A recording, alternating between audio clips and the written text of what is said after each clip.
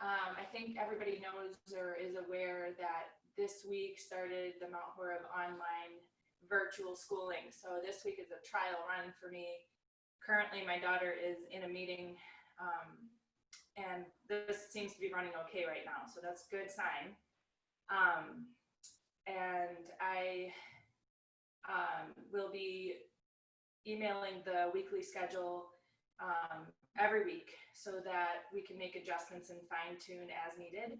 But every other week I don't have the girls, so I will be teaching 8 a.m. Monday, Wednesday, Friday. It's the weeks that I do have them that I'm trying to adjust. So just kind of stay with me, and thank you for your patience. The other thing I wanted to mention is that these classes are recorded now, so if you can't make the time, you can request it from me. I can use your pass. There is a little bit of a difference with the pricing, so don't worry about that. I'll keep track of that. And you aren't in the recording. So some people wondered, are they being filmed?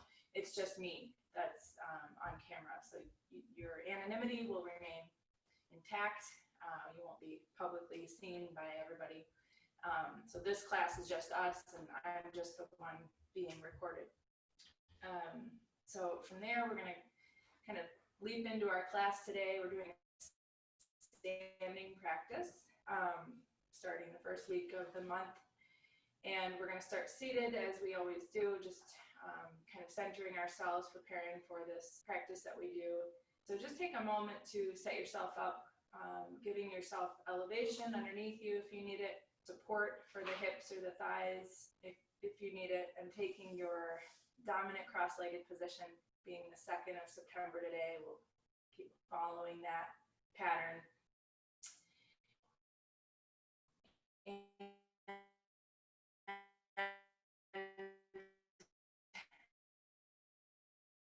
just take a moment to sit up tall, maybe press down, and help yourself a little lighter along the spine, and find your way over your sitting bones.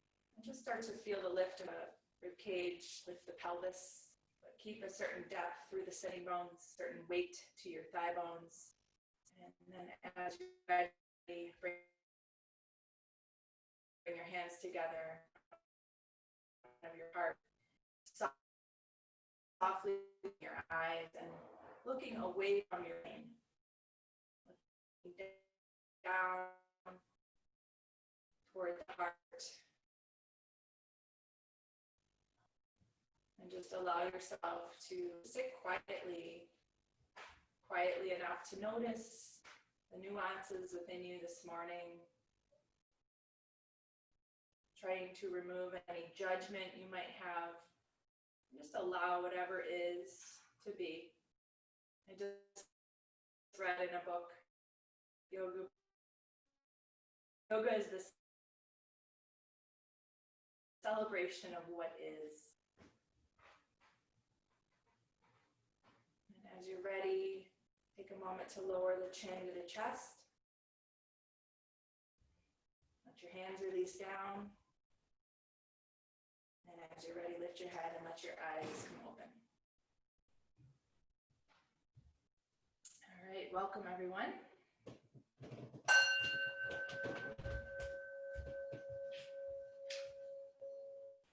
So we're going to prepare the legs by coming into seated Virasana, hero pose. And if you need to modify that or give that some support, you're going to set that up for yourself so that you can create a pose that is sustainable for a couple minutes.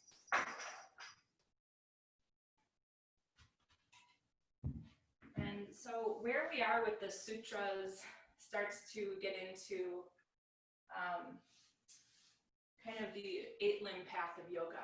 So we've talked a lot in the sutras about the waves of consciousness, the fluctuations in the brain. And so what we really start to use as a toolbox is the 8-limb path of yoga. And the first of those limbs is the yamas, which are the restraints. or the kind of personal applications that we use in our lives to start to create a certain code. So as you hold your hero pose, you can just kind of press down on your feet, move the tailbone in, lift and spread the chest, align the shoulders, engage the sitting bones, see that your kneecaps are aligned, that they're not rotated or misaligned. Your toes are pointing back. I'm just sitting here quietly in the hero pose as I read to you a little bit about the yamas.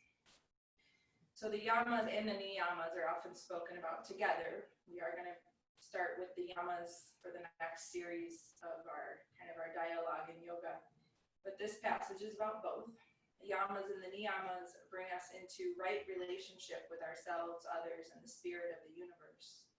The asana refine our bodies, deepen our awareness of the senses, and enhance our powers of concentration. In pranayama, we develop control over the flow of our breath, thereby entering into a dance with our own life energy. So we're going to start to kind of break into the yamas each week. And I just kind of wanted to set the stage for that, to start to talk about these kind of, like I said, code of conduct that brings us into right relationship with ourselves. So next week, we'll start to work with the yamas. So let's take a moment just to bind the fingers in front of us. Turn the palms out away from yourself and take the arms up. And as you extend the arms, really engage down into the base of this pose, the shin bones, the tops of the feet, ankles, toes, toenails. Drive the knees forward and down. And just try to create a certain balance with the efforts here. Moving the shoulder blades in, keeping your head over your spine. And we'll switch to the second side.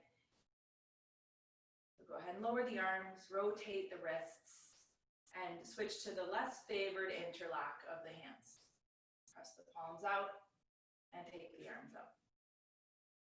And see if you can create an amount of spaciousness to the sides of the torso. Lift the skull, but try not to lift the eyebrows or harden the temples. So keep your temples really descending and passive. Good. Go ahead and release the arms down and release the hands. And we're going to release the legs with Adho Mukha Svanasana, downward facing dog. So you can find your way to hands and knees.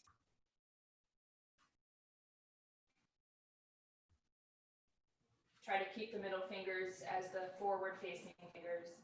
And see that the knees are hip distance, your feet are spread as wide as your knees. And take some time with your feet. Really try to get the toes well underneath, so they're curled underneath, and you have a nice opening to the bottoms of the toes and the metatarsals. And on an exhalation, extend your legs. And see if you can reach the toes forward as you extend the heels away from the toes. Opening the backs of your legs, opening the backs of your knees, extending the legs completely, driving the leg bones back, driving the hips back, and keeping that same extension to the torso that you found in Virasana and Hero Pose. So keeping a nice long line from your hips to your armpits. Keep the neck long. Reach the hips up to support the wrists.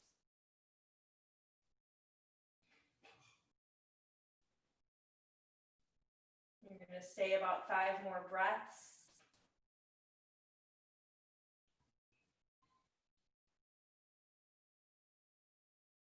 Good. And now we're going to be tiptoeing toward the wrists to leave downward facing dog. So just start to move the feet in until you're in kind of a standing ragdoll position, a more passive version of Uttanasana. And from there, grab your opposite elbows in your hands and just start to swing gently from side to side, which helps you kind of wake up the legs individually in a deeper way. And you can kind of find your own rhythm.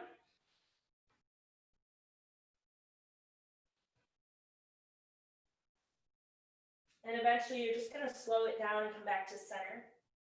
Drop your hands, bend your knees slightly, and take hold of your hips and come up on an in-breath. And step to the very top of your mat. So we're going to come into 4 modified sun salutations just to get the body warm. We're working with the chair a lot. We're working with a lot of precision in the poses today, so not a lot of fluid movement. So I wanted to tuck some in right here just so that we feel warm. So from the top of the mat, we're going to raise the arms on the in-breath. On an exhalation, extend yourself forward, touch the floor. Inhale, look forward. If you can't touch the floor, you can always use your shins. Exhale, step back with the right foot as far as you can. So you have a nice deep lunge position. Fully extend that right leg. Good. Next exhale, step back with the left foot, plank position. Curl the toes under. Good. Move the tailbone into the body. Try to be a straight line. So Kathleen, drop the hips a little bit. There you go. And then place your knees down, sit back for child's pose. Keeping your hands forward, anchored to the floor. And with an inhale, let that start to move you onto your front side. We're going to come into Cobra Pose. So grounding the hips, grounding the pelvis, squeeze the elbows in. And on an exhalation, lift the chest. Cobra Pose. Good. Releasing out of Cobra Pose, curl your toes underneath. And on an exhalation, draw the hips back for downward dog. On an inhalation, step forward with the right foot.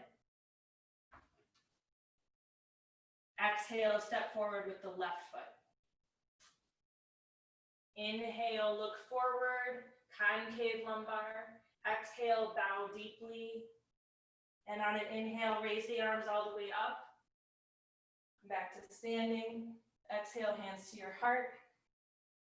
And release your arms. So we'll repeat to the left now. Same thing, just left side. Inhale, raise the arms, Urdhva Hastasana. Exhale, lengthen into forward bend. Inhale, look forward. Step back with the left foot. Way back to a nice straight leg. You have a 90-degree right knee. Perfect. Exhale, step back with the right foot, plank position. Take the tailbone into the body. Good. Place the knees, sit back on the exhalation, child's pose. Lengthen your spine. Catch and inhale, start to move forward. Stay close to the floor with the chin and chest. Ground the pelvis, ground the hips, arrange the legs so they're centered. And on an exhalation, extend into Cobra Pose. Lengthen away from the shoulders. Good. Release Cobra Pose. Curl the toes underneath. Exhalation, downward dog. Pull the hips back. Inhale, step forward, left foot. And for some people, this is a tricky transition, so get that foot there however you need to. Another exhale, step forward with the right foot. Inhale, look forward, become very long in the trunk. Exhale, bow deeply. Inhale, raise the arms, come all the way up. Exhale, hands to your heart. Release the arms. Okay, so 2 more, and these are we're gonna exclude child's pose. We're gonna include Chaturanga Dandasana with a modification if you need it. So go ahead and take the hands to the heart center, raise the arms, exhale, bow deeply. Inhale, step back, right foot, left foot, plank position. So you can lower the knees here to modify Chaturanga Dandasana. Otherwise, you're gonna bend the elbows, try to keep them only as wide as the shoulders. Keep your plank position, come all the way down to the floor. Turn the toes out, slide the hands back. Exhale, press up Cobra, or maybe you're able to start to float the center body into upward facing dog. Downward facing dog.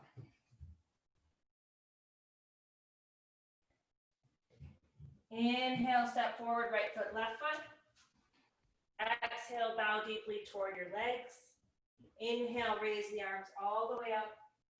Exhale, hands to the heart, and release the arms. So last one, last side. Hands to prayer. Raise the arms, exhale, forward bend, nice and deep. Inhale, step back, left foot, right foot, plank position.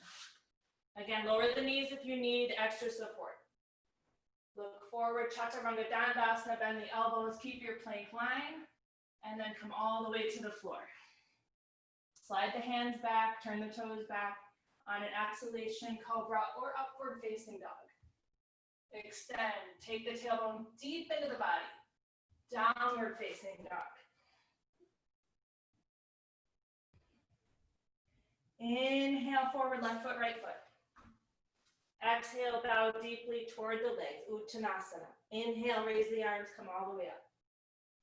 Exhale, hands to the heart. Release the arms, join the legs and feet, and just be in mountain pose. Close the eyes. Drop the shoulders. Lift through the very top of your head. Gently making small adjustments to fine-tune the alignment of the body here, which helps us gain stability and receiving the breath. Holding yourself in a spacious way for the breath to pass through and become smooth.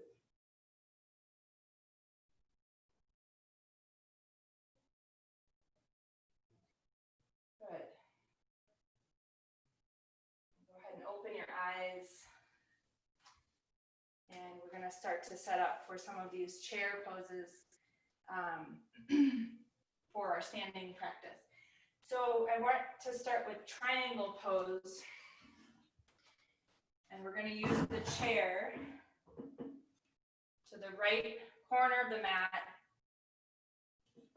with the back facing them into our body, toward our bodies.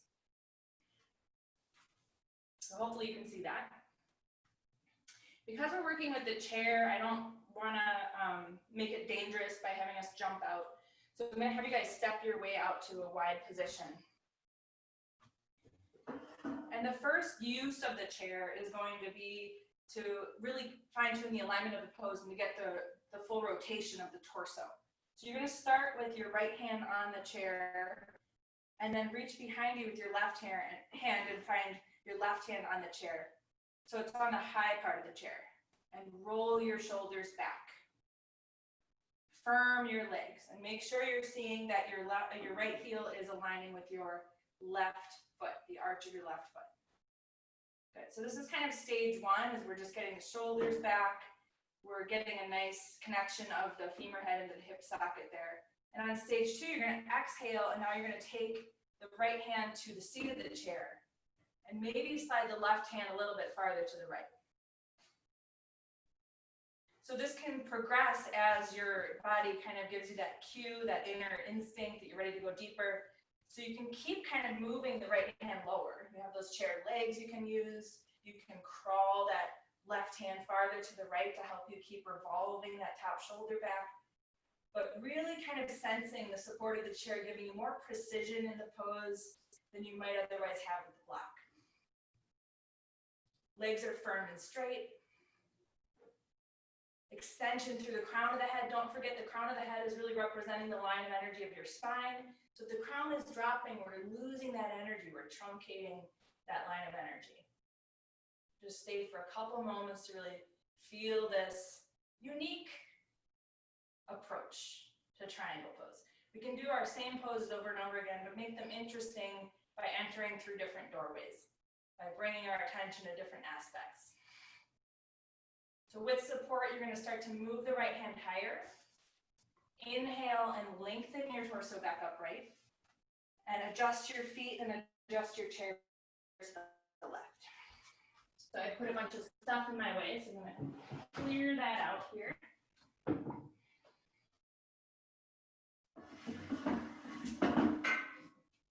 And then jumper step, if you're safe to jump, go and jump, but make sure you're just not going to hit your foot on your chair. And then you're going to angle out those left toes from the root of the thigh, angle in with the right toes, and see that you're intersecting heel to arch.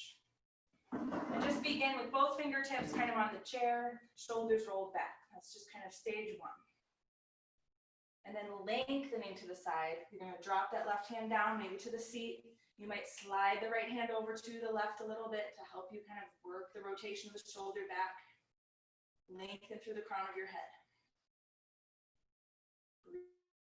Breathe. And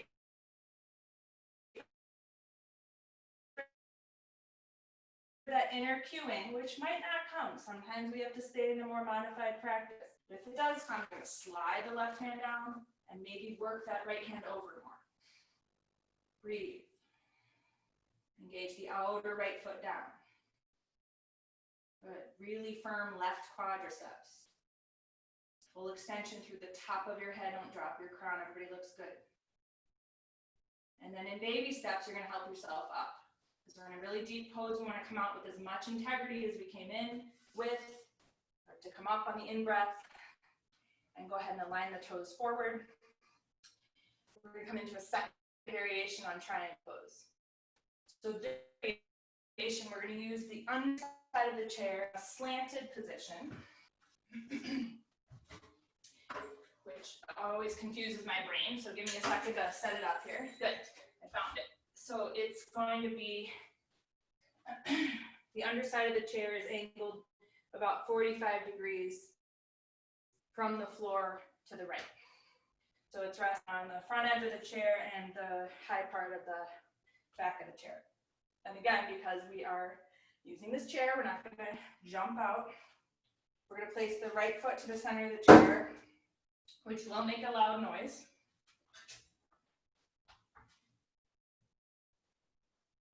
So that part is a little tricky. So right foot to the center of the chair, left foot angled in, you're back in your triangle position. Before we do this, I just want to explain why we're doing it. The slanted chair and the elevation of the foot refers weight to the back leg. So you're going to get a new experience of the pose with weight being referred to the back leg, left leg.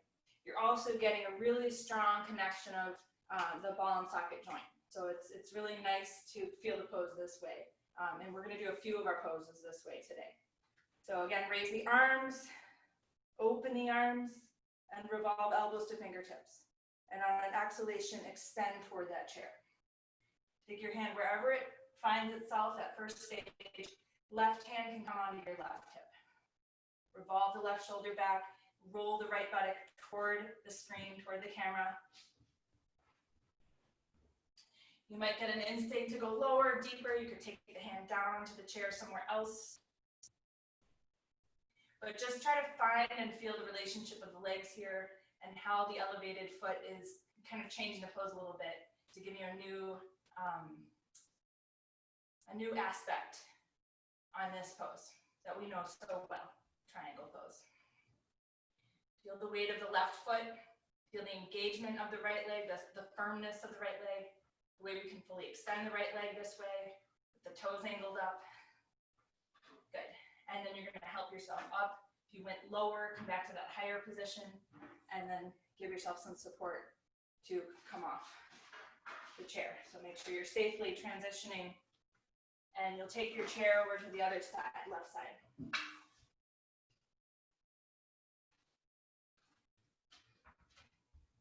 So we want to get the foot onto that chair. We want to step that right foot back. It's a little bit tricky, and ideally, if we were all set up in a perfect world, you'd have your chair, edge of your chair against the wall, so that you know it's not going anywhere, but hopefully it's all on your sticky mat, and that should be good enough traction for us to get by.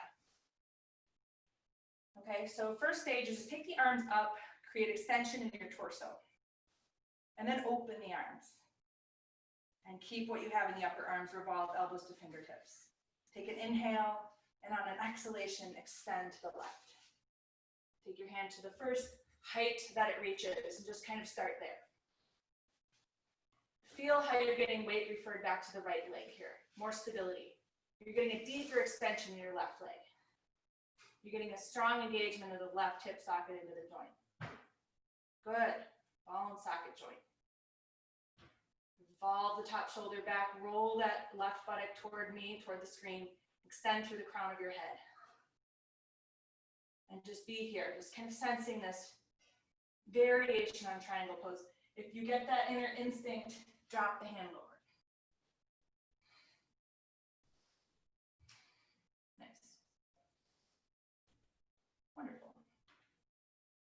hold of that right hip, step that left hand higher if you took it to a lower position. And on an inhale, help yourself up, safely help yourself off of that chair slant. And we're gonna go back to the right side. So I wanted to give you one more variation. We're gonna come into revolving triangle with this same slanted chair to step on with the right foot. So you're going to take your right foot onto the chair seat again, left foot back. And remember, this is where we point the hips squarely to the right end of the mat.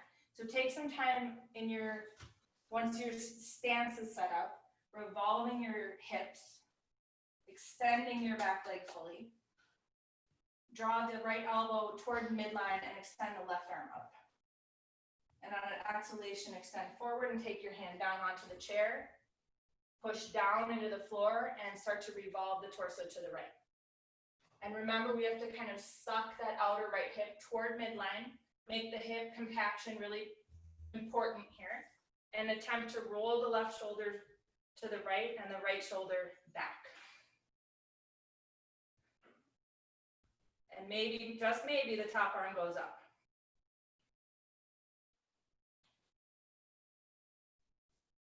Wonderful.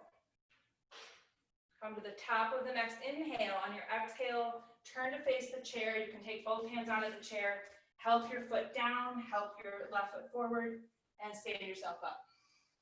And to conserve a little time, let's just keep the chair here, and we'll be stepping onto it with the left leg now. You can use your chair for support to hold yourself steady. As you take the left foot onto the chair, step the right foot back. And then help yourself become upright in your torso first. Square out your hips to the right end of the mat again. Tailbone in, shoulders back. And we're going to keep the left elbow pulling toward midline as we raise the right arm. Good. Exhale, extend forward and grab hold of the chair, underside of the chair. Revolve yourself. Good. So you're turning yourself to the left. Draw the outer left hip toward midline. Roll the top shoulder back. Extend through the top of your head. Extend your back leg fully. Good.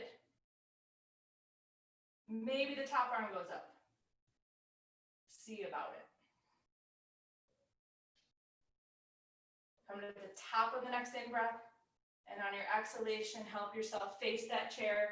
Take the left hand down. Help your feet come underneath you onto your mat and stand yourself up. Good job, you guys. These are looking great.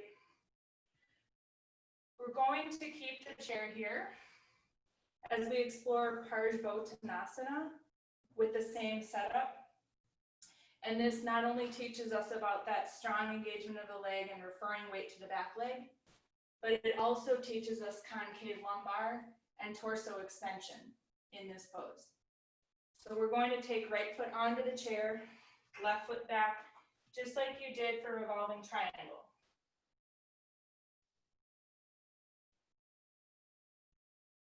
Good. And you can keep holding the chair here and just revolve the hips to become square. And on an exhalation, walk the hands down the chair legs and sense your lower back as you do so. Sense your lower back. This is also the version that's recommended for pregnant women or menstruating women because it allows for a spacious abdomen. So if you're having a day, then you might take this version. So keep lowering the hands as you're able to. Bow the head and sense what's going on here. You're getting a really nice signal of the right hip socket to be strongly engaged. And you're getting some good weight to your back leg. You're able to focus on a deeper extension of your back leg. And you have a spacious torso and you have not rounded out the low back. You've preserved some of that either flat or concave quality. Squeeze your right thigh. Maybe pull your right toes off the chair seat just to Sense a deeper extension of the right leg.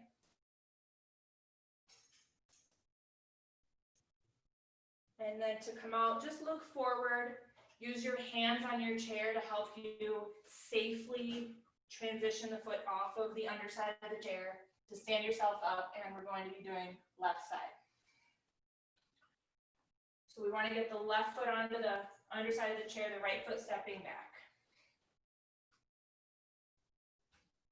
Classically, your heels are in line in this pose, but I always recommend, if you need it for wider hips, that you stance your feet a little wider than the heel to heel alignment. So you do what you need to do to square your hips.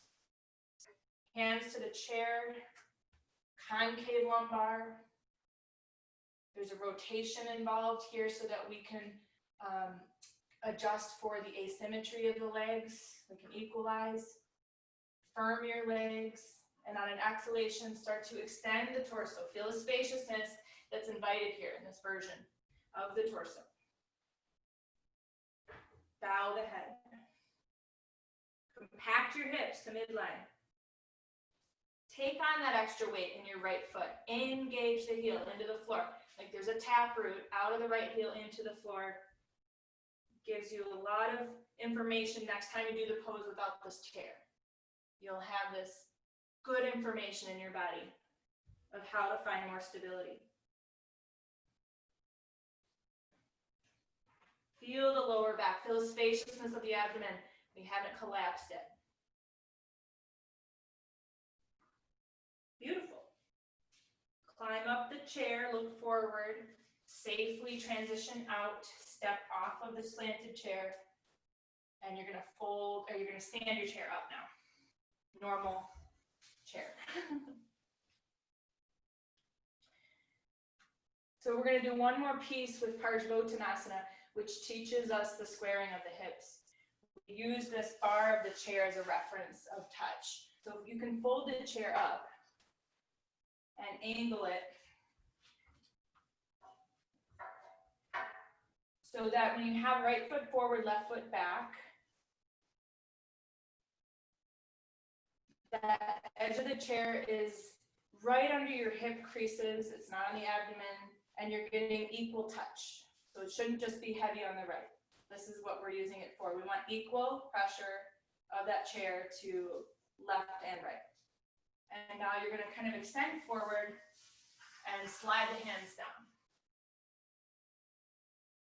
And you'll notice the left hip point pulls away. So your work is really to bring equal contact to that chair. Keep looking forward, slide the hands down, and bow the head at some point. And see if any of the information from the previous version carries over here. Do you have engagement of your left heel into the floor? Do you have extension of the trunk? Do you have spaciousness in the abdomen? Do you have a strong ball and socket joint connection of the right leg?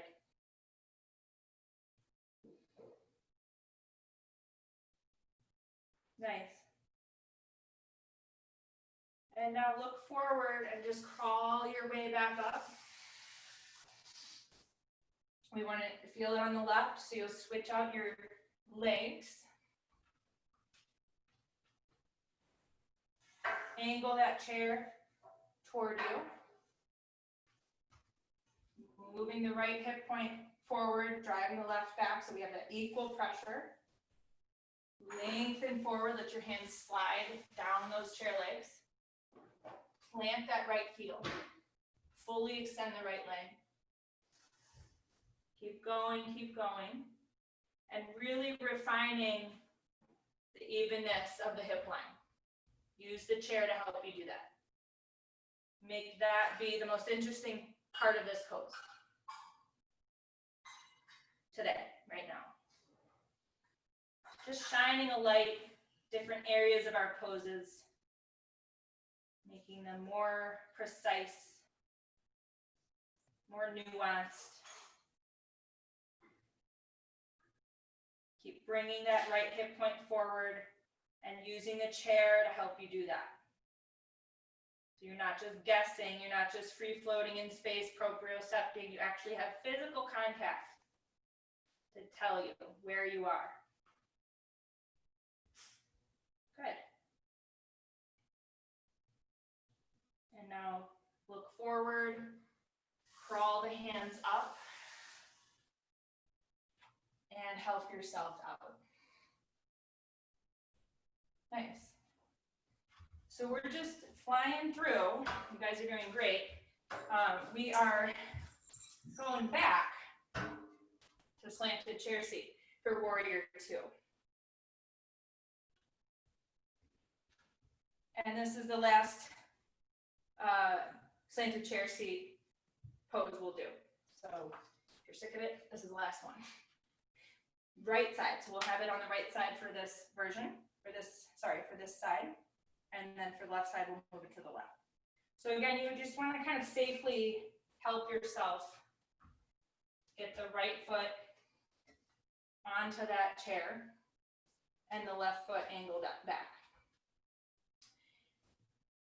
Yeah, it's a little precarious, so use the chair in any way you need to stabilize.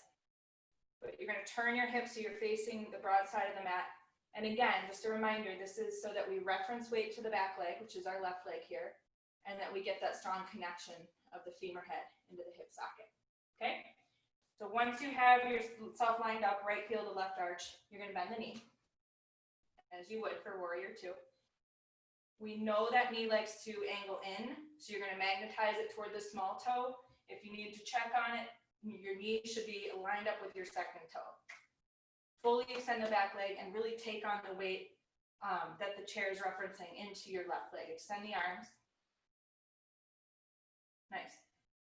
And so you want to think about the underside of the right leg supporting the top side of the right leg as you descend into that right hip joint. Good. Arms are level with the floor, gaze is over the right hand. You're rolling the right buttock under, and you're revolving your torso slightly to the left because we do tend to pull or turn to the right. So you're gently revolving the flesh of the abdomen right to left. Use your left leg. Make this pose today about left leg being strongly engaged. And feel the trust in your right hip joint. Sometimes there's a cramping there because there's not a lot of stability. So today, enjoy that trusted connection we have with this chair helping us. Good. So we're just kind of touching upon these. We're not holding these poses for super duper long today. So you're going to help yourself straighten the right leg. Use your chair feet, if that helps you, to step off of the chair safely. And we're going to be moving the chair over to the left. And I like to make sure all parts of the chair are touching the mat so I don't have any slickness. I'm not going to go skating in my warrior 2. I wouldn't want that. So use your chair feet, and that's what I like to do to help me get my foot really centered in the bottom of that chair. Step back with your right foot. And when you feel it's time, you can stand yourself up and turn yourself to the broad side. Nice. I'll go ahead and bend the knee. I notice I need more stance or more width. Angle the knee out toward the small toe. Extend the arms. And feel how the hip can just really go deeper here because you're really giving it a lot of support and security and stability. So sink that hip, go deeper, mine the hip.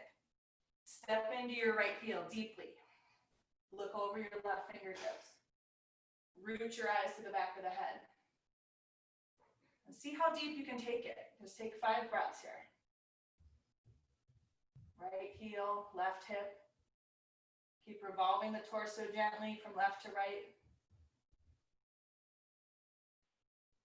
Good. Just feel this new experience in Virabhadrasana 2. And then give yourself some support to begin to straighten left leg. You might use those little chair feet to help you get your left down. Go ahead and stand yourself up. Leave your chair as it is and just collect yourself in mountain pose. Feet together, legs together. Shoulders in line with hips, eyes closed, breath. Allowing it to be what it is. Big, loud, fast, uneven, whatever it is, ragged. Hold yourself in alignment and observe the breath becoming smooth and even and steady.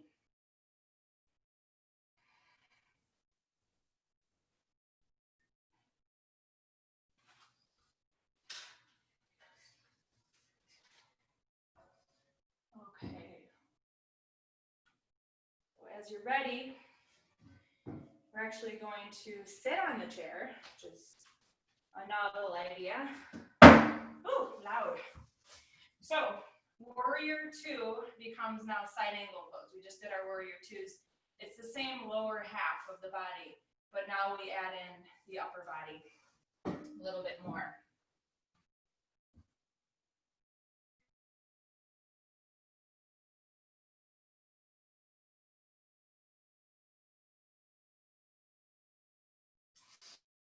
Okay. So you really want to support your side, those left toes. Don't let them turn out. Make sure they're trying to look to the right a little bit. And we're going to use the high part of the chair to help us take the torso and steer it away from the right, because it tends to just kind of pitch to the right. Use your chair to help you turn your torso and roll the shoulders back. Hands are behind you on that chair.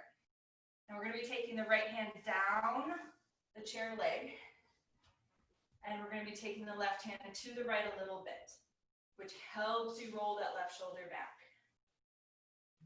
Just like in warrior two, that right knee wants to pull toward the big toe side, so magnetize the right knee toward the small toe side. Don't forget the crown of your head is the line of energy for the spine. Don't drop the crown. You getting a little cramp there, Heidi? Yeah, that can be quite common. So, yep, you can keep a little bit more passivity on the back leg and just get the experience of revolving the torso. If you want to kind of just drop out with the left leg, that might relieve that cramping. Good. So if you feel like that left shoulder has really rolled back nicely, you can take the left arm up vertically, revolve the arm, palm faces right, and drop the left biceps next to the left ear. But don't let the biceps push your head down. If anything, push your head into your arm. Lengthen. Keep rolling right foot under. You might slide right hand lower. And just enjoy the support. Today, level 2 isn't about kind of, the demand on the body so much as the precision. I wanted to be bringing more precision to our class today because as more advanced practitioners, we're ready for that. So inhale. You can bring your hand back to the chair if you took the arm up and just kind of support yourself, bringing your torso back up. If we leave deep, deep poses quickly, sometimes the back can take a toll or other parts of the body. So give yourself just as much support to come out as you do to come in. And we'll be changing it over to the second side. So you might sit up to do that. You might be in a place where you can just kind of switch the direction of your legs. So I think I noticed Heidi having kind of a cramp with the back leg. If that's the case, you can make this more about the revolving of the torso, and you can kind of modify the back leg into a bent knee. Plus, these chairs are one size, and we are all different size people. So sometimes you need to modify the pose to accommodate the prop, unfortunately. There are different size chairs, but we don't have those right now. So line up your left heel with your right arch. Take your hands to the back of the chair and just give your shoulders a reminder that they need to move back. We want to roll that left buttock forward. Good. And then you're going to start to take the left hand down, the chair leg, either front or back. And it depends how you're seated on the chair. Slide the right hand over. Use the chair to help you roll that right shoulder back. If you can, you're really going to try to focus on extending the right leg fully. Magnetize that left knee to the outer foot. And if you sense your shoulders are ready for it, you'll take that right arm up, revolving the arm, palm faces left, align the biceps with the ear. And really grab the floor with the outer right foot if you're able to fully extend the leg. Use the chair to really open up the chest and revolve the torso. Use the chair to give you that beautiful amount of support to your left leg. You'd be holding this with your own efforts on another day. So enjoy that freedom. We can free up our attention to other areas of the pose. Good. And if you did take the side angle arm, looks like everybody did, you're gonna bring your hand back to your chair, crawl that left hand back up, and help yourself safely come up. And join your feet. We're gonna take a chair child's pose. You'll sit fully in your chair with both buttocks. Join the feet, join the knees. Bring your chest onto your thighs. And let your arms dangle. Let your head dangle.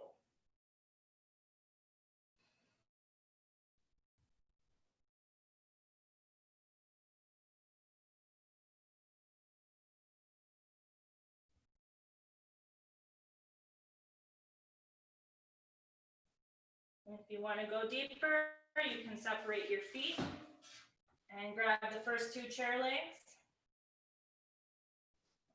And sometimes you can reach for the back chair legs.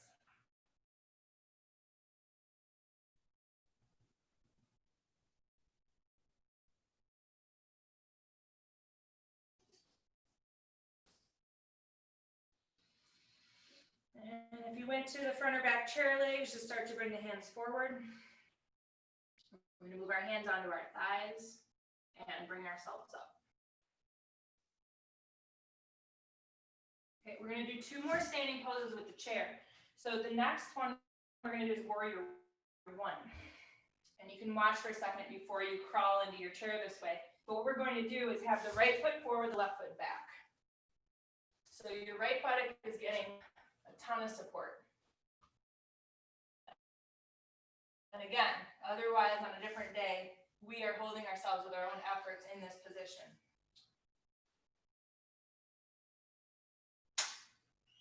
Okay, so some of you I see are doing a lifted heel on the left leg, so let's all do that.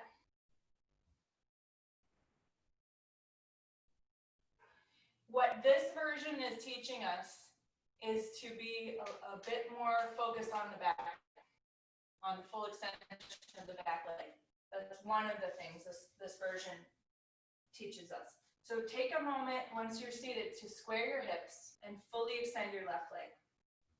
And move your tailbone in, otherwise we're shortening the lumbar, we're distorting the pose. It's a back bend, so to get the chest lifted and spread, really take the tailbone toward the front body. Shoulders back. Push on the chair to help you get your shoulders back, your chest forward. Make sure your head is right over your spine. More fully extend the back leg. Drive the front of the leg into the back. And even though your heel is lifted, extend to the floor. And now see about maintaining this as you free your arms up.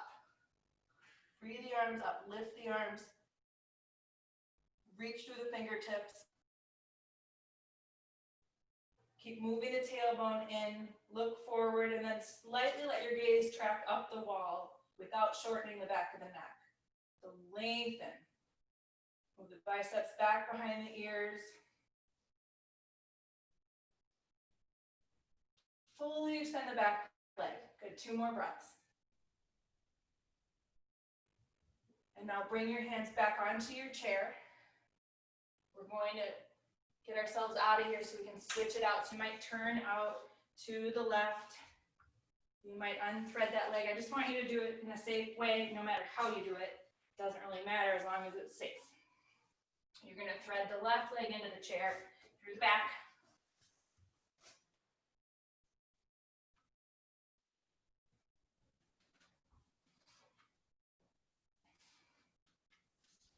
Nice.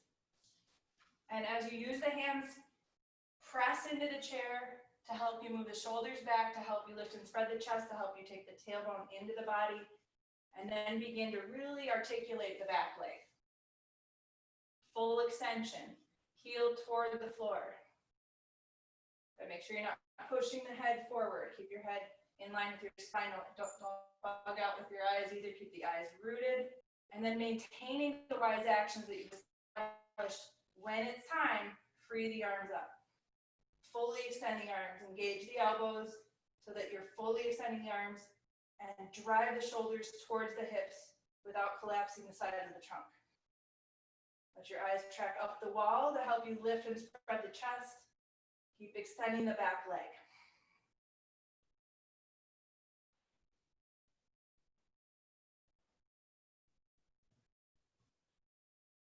Just feeling this depth in your pose. When we don't have it here one day, someday, this depth might just show up. Good. Take your hands back down. And now you might open up wide to the right to free yourself out. Because that's a back bend and it's strenuous, once you unthread your left leg out of there, sit on either side of the chair so that the side is, so that the back of the chair is to one of your sides. It doesn't matter which. And we'll do a little twist, just calm the nervous system a little bit. So you're going to turn toward that part of the chair that's higher and hold your twist for a couple breaths.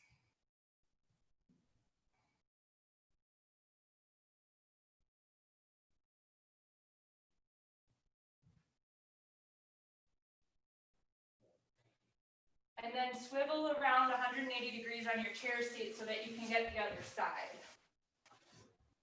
And use your hand, one is pushing, one is pulling, to help you equalize the asymmetry of the shoulders. So push with one hand, pull with the other.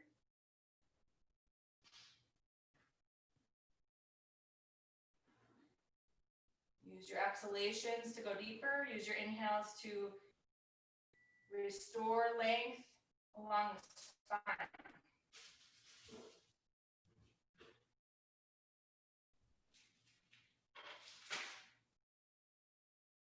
Awesome.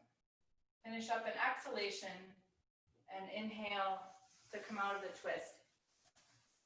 And you can find your way up to standing.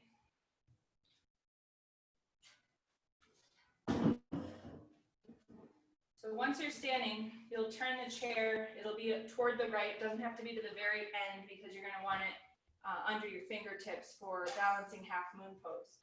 So as you can see, hopefully the higher part of the chair is facing toward me. The seat is away from me. And once you have that, we're gonna come into balancing half moon from our triangle stance. So you can step your right foot out, left foot out, so you have the wide stance, right toes facing the right, left toes angled in. So what we're going to be doing is using the chair. You don't have to go in yet, but you're going to be using the chair for support when normally our hand would be a lot lower. So you're going to have a different experience in the pose than you would otherwise. So you're going to be coming in from touching the chair with your fingertips, kind of like we did for a triangle. You can lower the hands down. The right hand is going to come onto the chair seat. The left hand can come onto your hip for now. And then bend your right knee so that you keep the knee pointing to the right. We don't want it angling out. You're going to step off your left foot and maybe use your left hand to find the higher part of the chair to keep the shoulder back.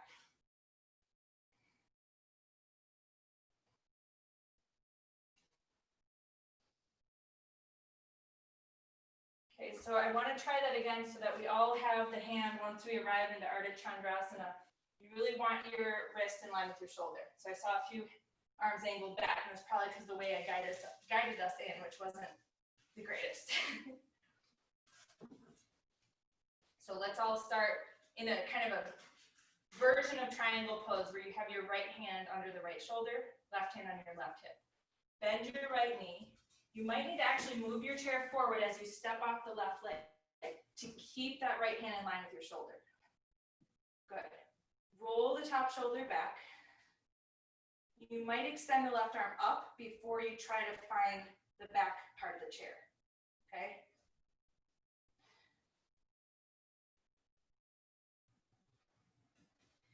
And you might decide that keeping the arm up is a better choice for you today. So it's really a reach to get the back hand onto the chair bar. And if that's kind of making the pose distorted or collapse somehow, then it might be a better choice to keep the top arm up. So you decide, but you're gonna find your way out. So take your hand back to your hip, whether it's on the chair or up. Step back with your left leg, and then help yourself up. And we'll transfer the chair to the left side. So what I like about this version is that we have more space. And when we have more space, we have more support, we have more balance, and we can really focus on the alignment of the pose. Oftentimes in this pose, we're just 90% trying not to fall over. So when you take that piece away, you can really focus on the precision of the alignment a little bit more. Okay, so we'll start from that modified triangle pose. Left toes out, right toes in. You can just begin with your hand on the chair, your right hand on the hip. And what we want to do is end up with the left wrist in line with the left shoulder. So you might need to kind of slide the chair as you go. You're going to bend the left knee. Maybe plant the hand lower on the seat already, or maybe do that later. And step that right foot forward until you're ready to take it up.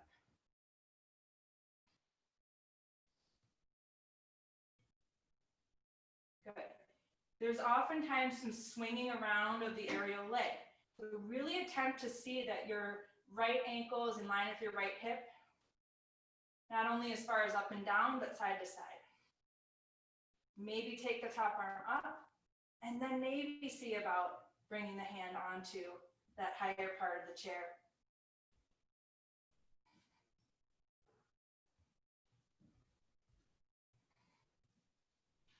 Beautiful. So you're going to step out, hand comes to your hip, bend the left knee, step down with your right foot, and support yourself coming up and out of it. Good. All right. We're going to wind down with Prosarita Paratanasa, meaning we're going to come into wide standing forward bend. So here's the choice. If you're doing headstand today, I'm going to cue us out of the forward bend. If you're not doing headstand today, you'll stay in your forward bend, and you might use propping so that you can stay there longer. So you decide. If you're doing headstand, I'll tell us when we're going to transition to that. And if you're going to stay in wide standing forward bend, you might set up more support so you can stay there longer. You can always use the edge of the chair seat for support in this pose. You can rest your arms there, and it's a nice way to take it more restoratively. So that's another way to support the head if the head to the floor through the way of props is still kind of a stretch for you or a reach. Separate the feet wide, maybe you already have.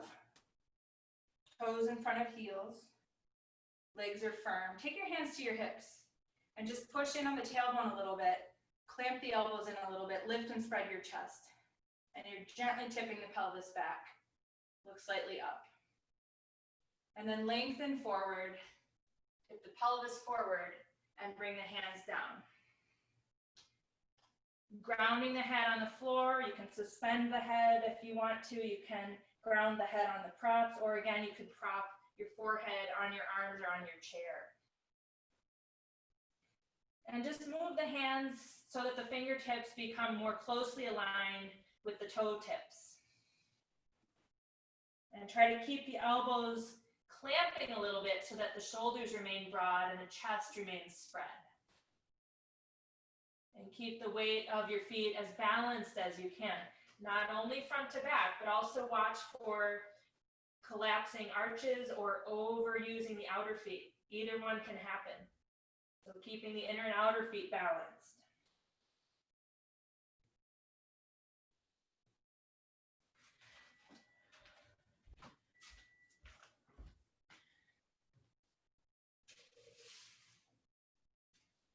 So Heidi, do you get a cramp here at all? Yes or no? No, okay, good. Go back.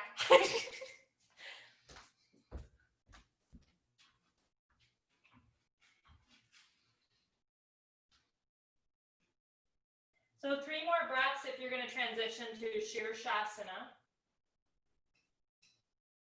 And once you get through those 3 breaths, feel free to start setting yourself up for headstand.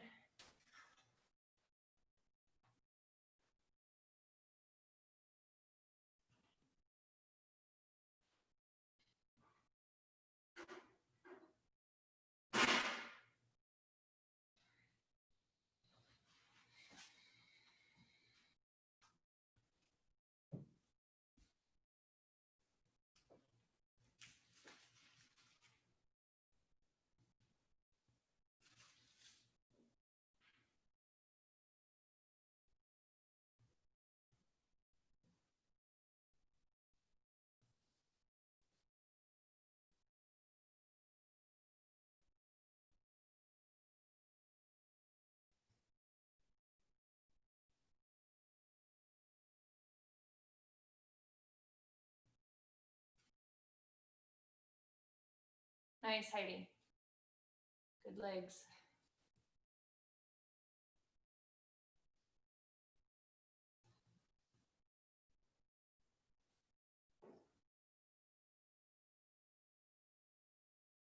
Keeping the fronts and the backs of the ankles open.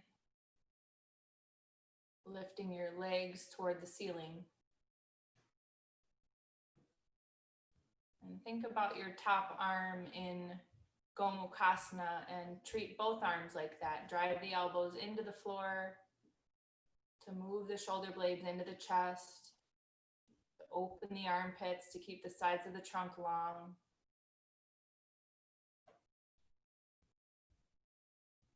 See if the backs of your thighs can absorb the fronts of your thighs. Try to move the buttocks toward the front body. Good, Lynn. Avoid the distortion in the torso by keeping the extension through the elbows, the lift through the legs.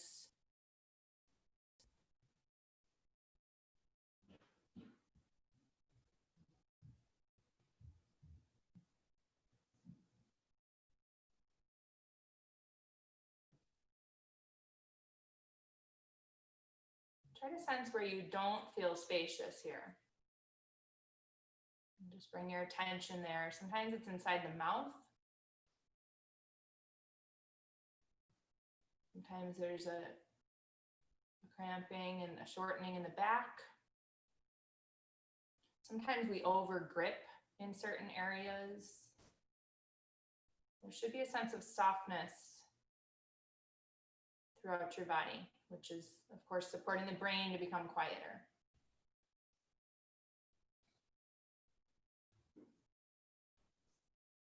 Try to keep your neck feeling spacious.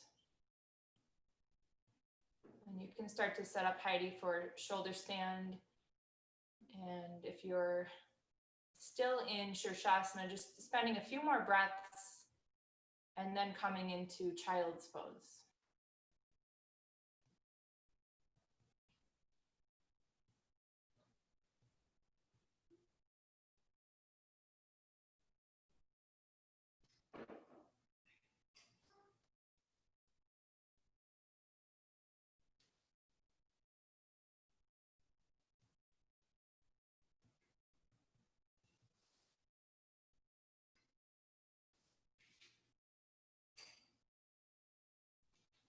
Okay. And once you've settled in child's pose for a few moments after your headstand, you can set up for shoulder stand or legs up the wall pose, or wide standing fold is fine too, Heidi, although you might have done it once and once was enough, but you have some alternatives. But it's good to get an inversion in before we come into Shavasana. Another inversion, a quieter inversion, which helps us start to prepare for the experience of Shavasana. So setting up for shoulder stand, legs up the wall pose, either placing your legs on your chair. If you don't have a wall nearby, you can just rest the lower legs on your chair. And if you are taking legs up the wall pose, it's nice to have a little support underneath the sacrum. And if you are taking shoulder stand, make sure you have sufficient height underneath the shoulders. just give your neck some support from that severe angle if we were to do it directly on the floor.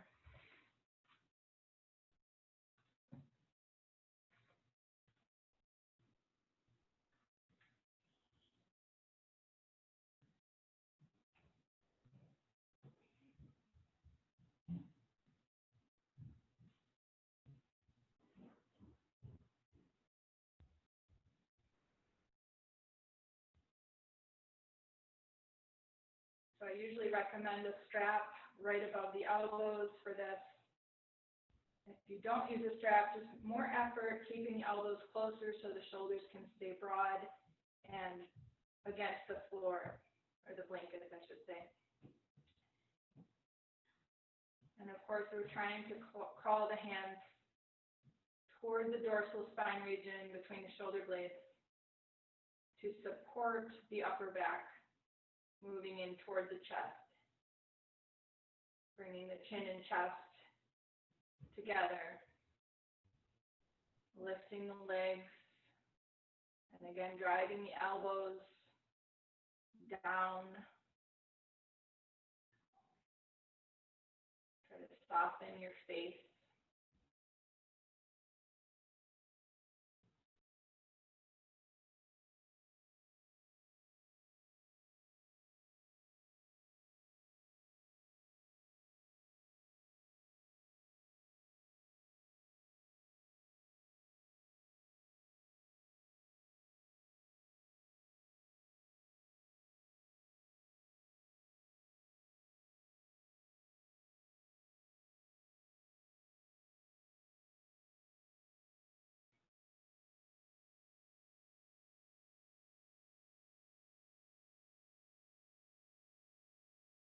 Again, just kind of scan the body to see where there's maybe some need for spaciousness, maybe some over gripping.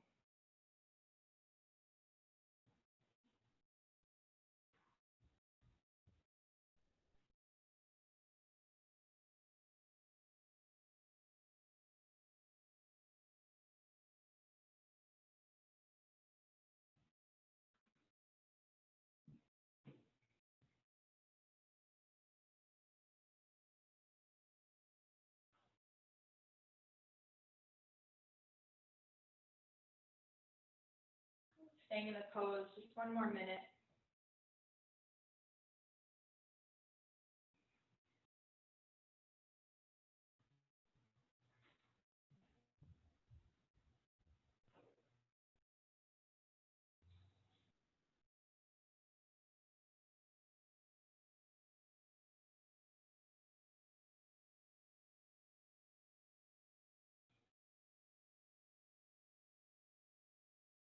And you're going to come out either through plow pose or just by rolling the hips down slowly. So you're going to take plow pose, start to hinge at the hips and let the feet come toward the floor above the head. And you can extend the arms overhead, extending as fully as you can through the fingertips, and in that way controlling the descent of the torso and hips back to the floor.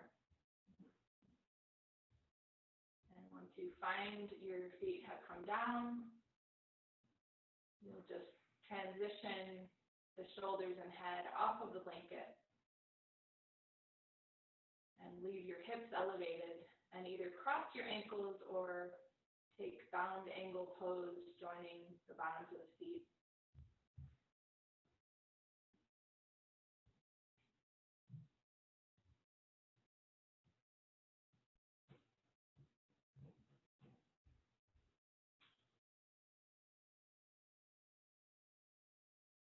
If you're crossing your ankles, make sure to switch the crossing at some point so you have equal time on each side.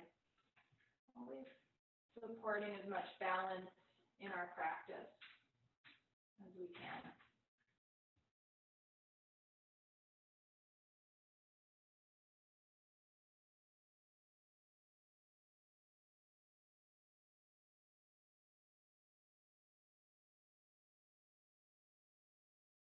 You're welcome to stay where you are for Shavasana if it's quieting to the brain. And if you're going to transition, make sure to do so in a way that's going to keep the senses quieted down, not too jarring to the physical body, move gently and slowly. And make sure no matter which position you're taking that you feel supported. You have what you need under the head, maybe behind the knees, maybe over the body if you have a feeling that you might be cold. Maybe over the eyes if it's hard to keep the eyes shut without a lot of effort.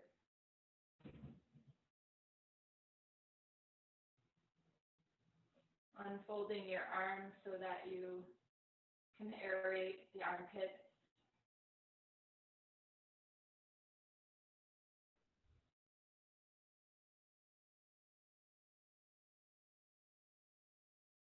Taking the first moment here to excuse all effort from the body.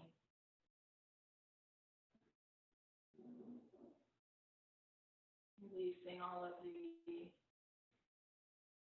very articulated, intentional contraction that we do in the asana practice.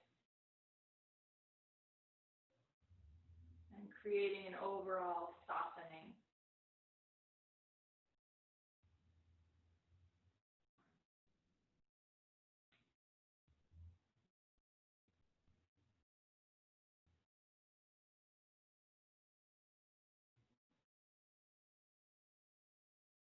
Giving your attention to your breath.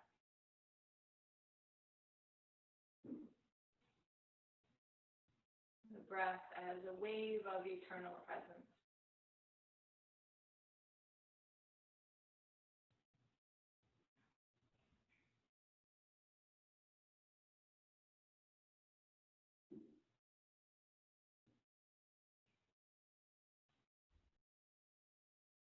Giving yourself over fully to this very moment. A celebration of presence.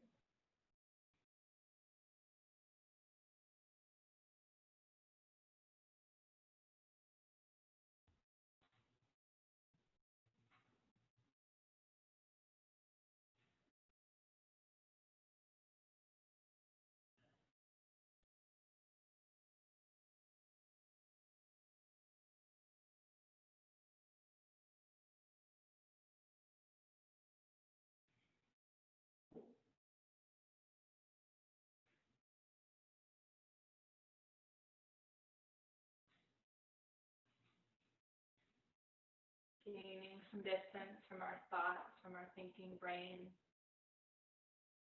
Really sensing who we are as the observing consciousness.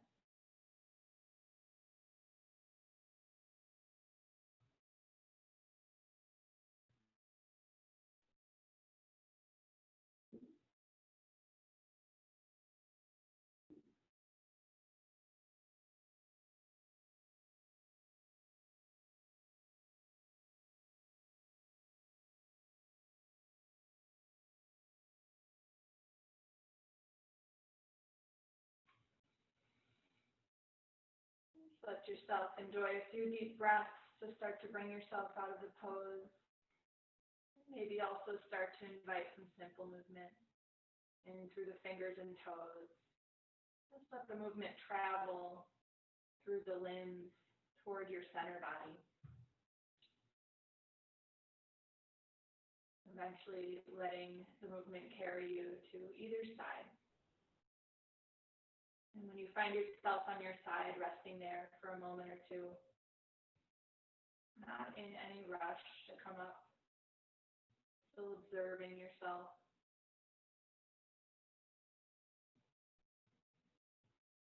Take your hands to the floor and pushing down into the floor, bring yourself up to seated.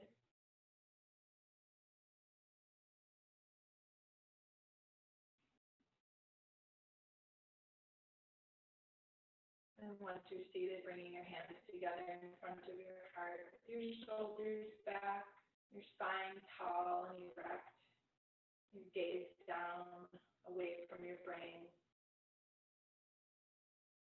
Taking a moment to just enjoy a sense of gratitude.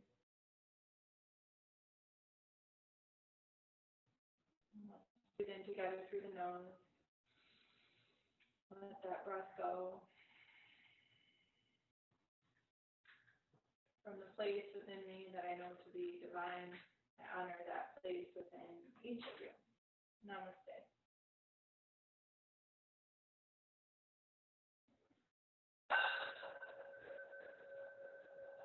Great, everyone. Thank you for joining me. And as I said, keep watching your email and reach out for those recordings if the times don't work. I'm really happy to send them to you. And have a wonderful Wednesday.